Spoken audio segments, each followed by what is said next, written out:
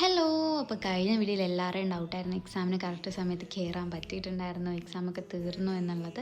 എക്സാമൊക്കെ തീർന്നിട്ടുണ്ടായിരുന്നു, കറക്റ്റ് സമയത്ത് എങ്ങനെയൊക്കെ ഓടിപ്പിടിച്ച് എത്തിയിട്ടുണ്ടായിരുന്നു, പ്രത്യേകിച്ച് കുഴപ്പമൊന്നും ഇല്ലായിരുന്നു.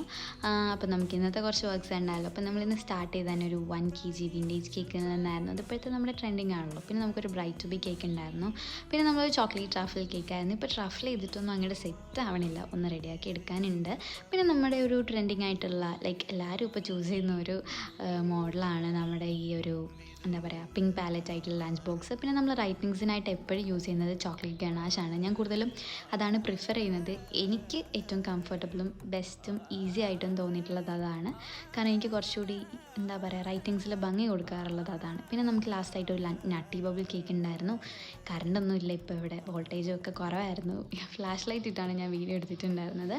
അപ്പോൾ ഇന്നത്തേക്ക് ഇത്രയേ ഉള്ളൂ. കണ്ടിട്ട് എന്തായാലും ഫീഡ്ബാക്ക് പറയാം. താങ്ക്